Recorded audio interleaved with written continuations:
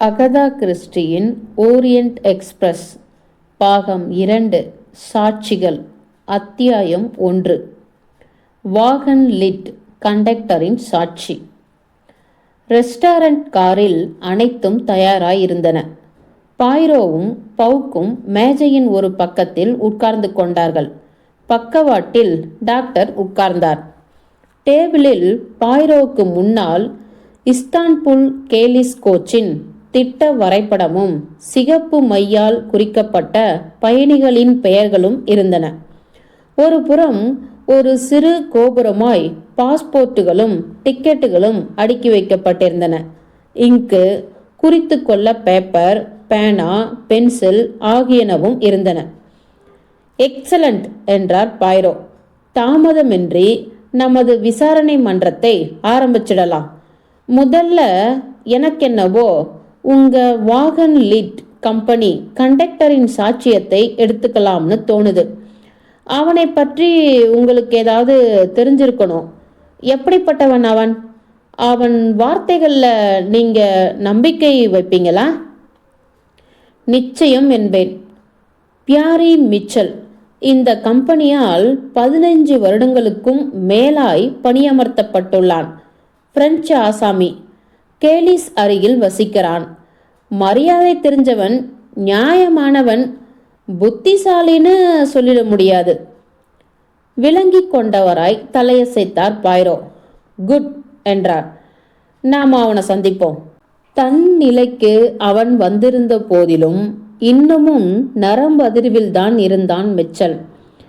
என் கடமையிலிருந்து நான் வழுவி விட்டதா நீங்க நினைக்க கூடாது சார் என்றான் அவன் பவுக்கிடம். ஒருவர் மாற்றி மற்றவராய் கண்ணகல பார்த்தான். கொடூரம் நடந்திருக்கு. என் மேல தப்பிருப்பதா முதலாளி நினைச்சிடக்கூடாது. அவனை ஆசுவாசப்படுத்திவிட்டும் கேள்விகளை ஆரம்பித்தார் பாய்ரோ.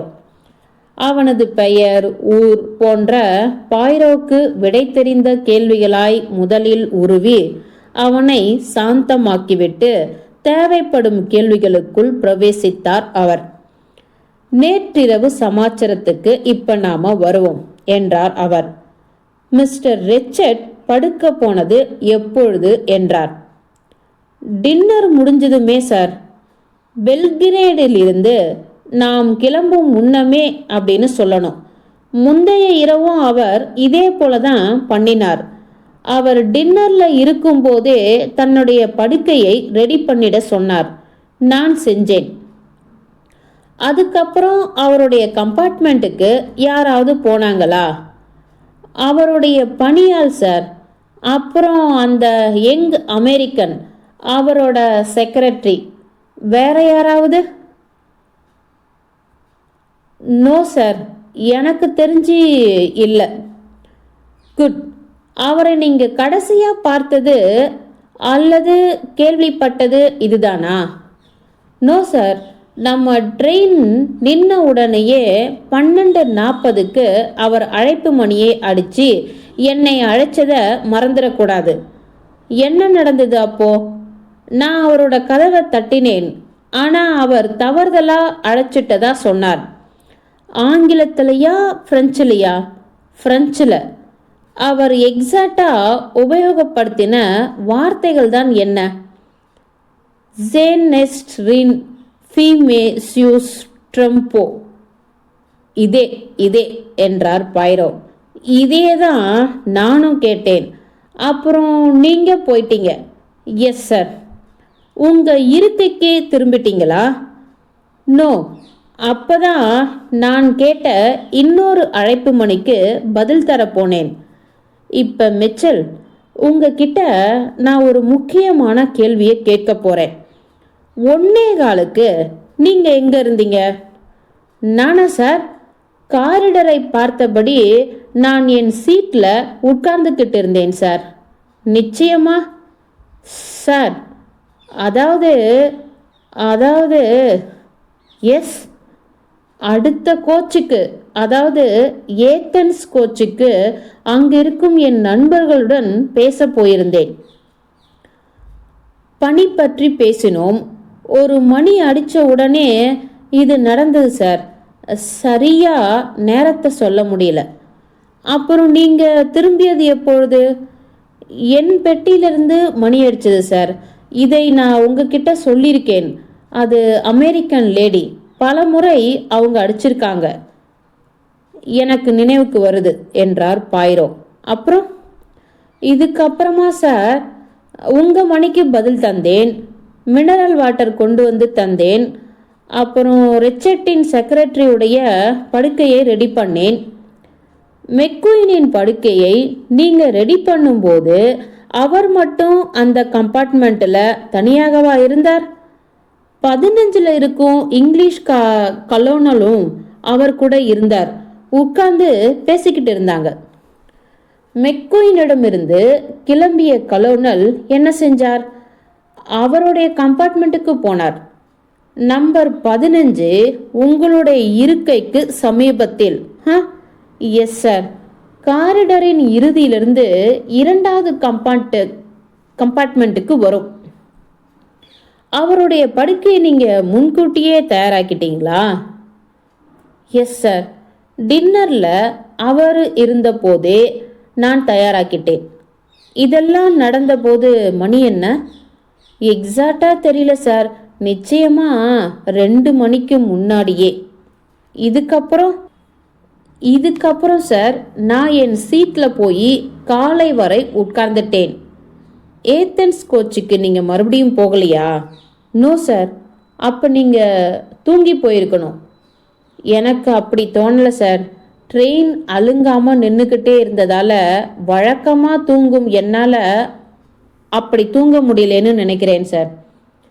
காரிடரில் யாராவது பயணிகள் நடமாடியதை நீங்கள் கவனிச்சிங்களா?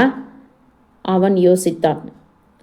பெண் பயணிகளில் ஒருத்தவங்க கோடியில் இருக்கும் டாய்லெட்டுக்கு போனதான் நினைப்பு. எந்த லேடி? எனக்கு தெரியாது சார். அவங்க காரிடரின் கோடியில் இருக்கும்போது பார்த்தேன்.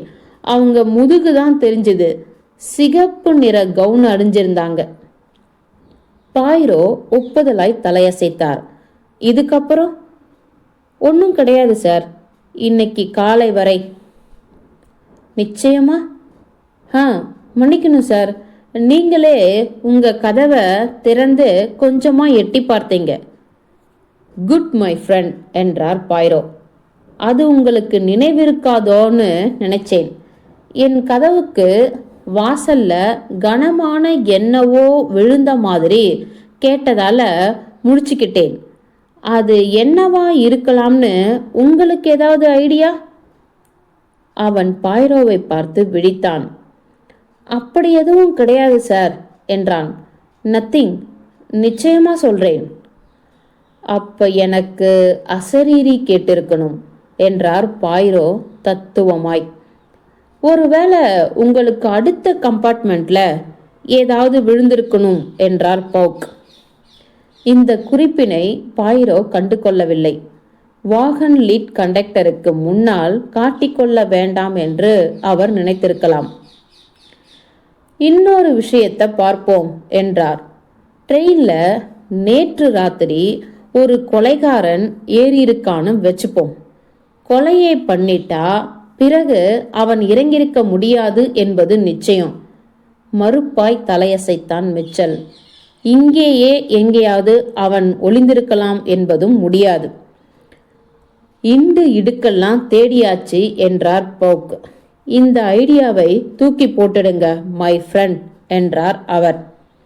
மேலும் என்ற மிச்சல், என் கண்ணுல படாம யாராலும் ஸ்லீப்பிங் பகுதிக்கு நுழைய முடியாது என்றான். கடைசியா எங்கே நின்னுது? Wing of C. அப்ப மணி என்ன? 11:58க்கு நாம கிளம்பியிருக்கணும். ஆனா வானிலையால நாம 20 நிமிடம் காலதாமதமோ. ட்ரெயினின் சாதாரண பெட்டிகள் உள்ள பகுதியிலிருந்து யாராவது வந்திருக்கலாமே. No sir. டின்னர் முடிஞ்ச கையோட சாதாரண பெட்டிகளுக்கும் ஸ்லீப்பிங் பெட்டிக்கும் இடையேயான வழி அடைக்கப்படும். விங்க் ஹவுஸில் நீங்கள் ட்ரெயினிலிருந்து இறங்கினீங்களா? Yes sir. வழக்கம் போல இறங்கினேன். படியை ஒட்டியே நின்றுக்கிட்டேன். மற்ற கண்டக்டர்களும் இப்படியே செஞ்சாங்க. முன் கதவு பற்றி, அதாவது ரெஸ்டாரண்ட் கார் பக்கத்தில் இருக்கும் கதவு, உள்பக்கம் அது எப்பயுமே தாழிடப்பட்டிருக்கும் சார். இப்போ அது தாழிடப்படலை. அவன் முகம் ஆச்சரியமானது, ஆனால் உடனே சராசரியானது. பணியை பார்க்க யாராவது திறந்துக்கிட்டு போயிருக்கணும். இருக்கலாம் என்றார் பாய்ரோ. ஓரிரு நிமிடங்கள் டேபிளில் சிந்தனையாய் தாளமிட்டார் பாய்ரோ. சார், என்னை தப்பா நினைக்கலையே என்றான் அவன். என்றார் பாய்ரோ. இன்னொரு பாயிண்ட் ஞாபகத்துக்கு வருது என்றார். ரிச்சர்டின் கதவை தட்டும்போது இன்னொரு மணியும் அடிச்சுதுன்னு சொன்னீங்க. அதை நானும் கூட கேட்டேன். யாருடையது அது? அது இளவரசி ட்ரக்கோ மிஃபாருடையது சார். அவங்க பணிப்பெண்ணை கூப்பிடும்படி என்னிடம் சொன்னாங்க. நீங்களும் அப்படியே செஞ்சீங்க. Yes sir. அவருக்கு முன்னால் இருந்த வரைபடத்தை சிந்தனையாய் கவனித்தார் பாய்ரோ. பிறகு தனது தலையை அவர் சாய்த்து கொண்டார். தட்ஸ் ஆல் என்றார் இப்போதைக்கு. Thank you sir. எழுந்து கொண்டான் அவன். பவுக்கை பார்த்தான். சும்மா குழப்பிக்காத என்றார் அவர் கனிவாய். உன் கடமையில நீ தவறுனதா இதுல எனக்கு ஒண்ணுமே தட்டுப்படல. போ. நிம்மதியான மிச்சல் கம்பார்ட்மெண்ட்டை விட்டு வெளியேறினான்.